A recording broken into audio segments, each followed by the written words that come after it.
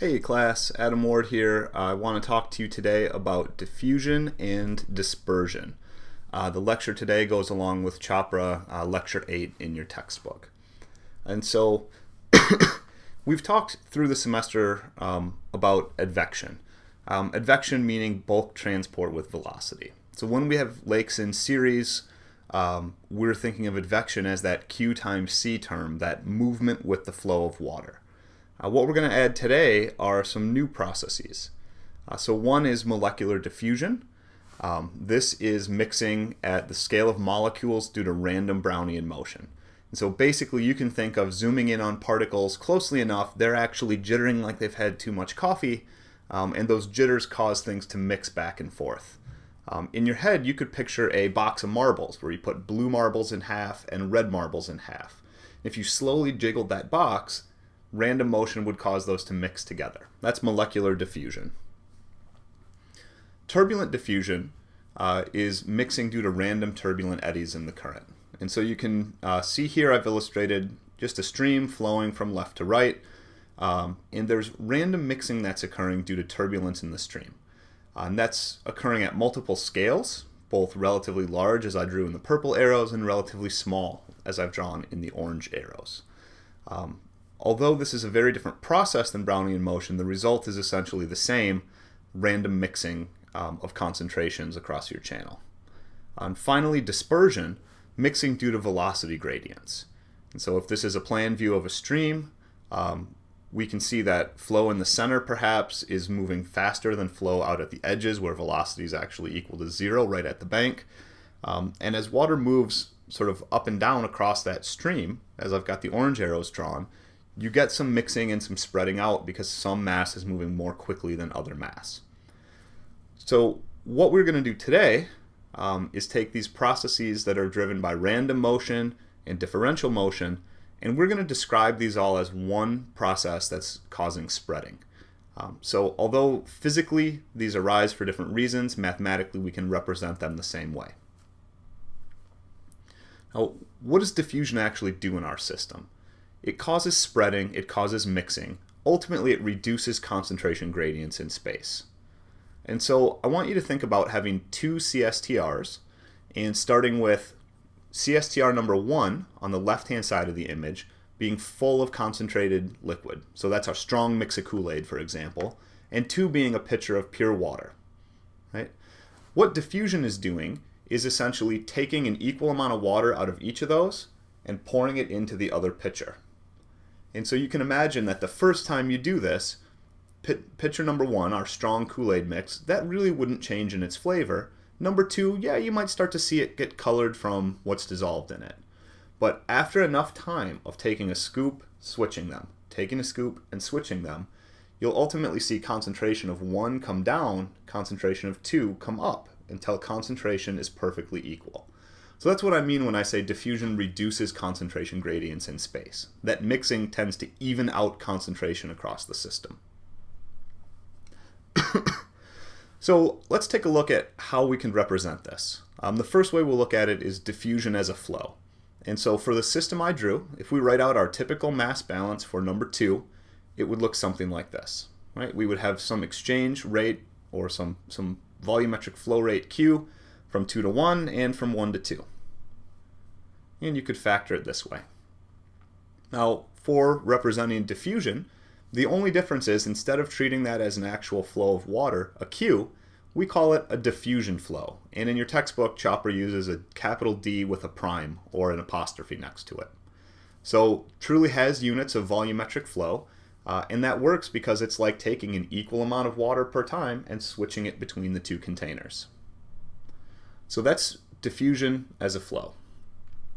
The other way that we could envision this problem is diffusion as a flux. And so in this case, instead of representing the world with a flow rate, we could represent a flux, and the descriptor for that is Fick's law, as I've written at the bottom. So that's that flux, or mass per area per time, represented as minus d times dc dx, and that cross-sectional area representing some area of mixing between the two CSTRs. So when we plug in Fick's law, we get an equation that looks like this. And to try and help you visualize it, think about these two not as separate pitchers of water, but think of them as sort of an aquarium where you've got concentration on one side and maybe clean water on the other, and there's sort of a permeable membrane in between them. Right? So we conceptualize this as having a cross-sectional area, the square that I drew, and some length in between them, a mixing length L. That describes the gradient. So if you plug that in, you could simplify the equation to what I've got shown on the right, and this is what Chopra's describing when he tells you about diffusion as a flux. So we could represent diffusion two different ways. If both of those ways work, then we can come up with this relationship. Diffusion flow, our d prime, is equal to a diffusion coefficient, which is a length squared per time, so meter squared per year, for example, times that mixing area divided by a mixing length. And so pulling these two together to come up with this relationship is just like we did when we represented settling as either a first order reaction process or as a settling velocity divided by a depth. Now, one more way that we could work on this, I told you that d prime is a flow.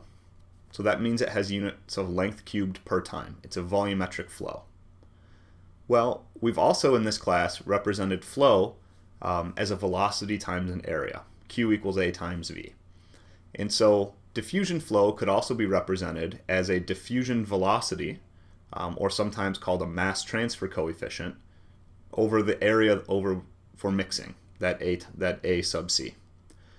So that gives you one more relationship. If you're given something about either a diffusive velocity or a mass transfer coefficient, you can relate that to both the diffusion flow or the diffusion coefficient using this equation I've got written in red along the bottom of the screen.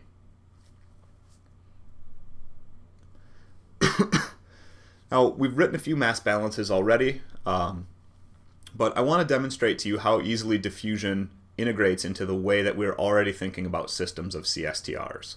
And so for this problem, I want you to picture an ocean as CSTR number 1 and a bay as number 2.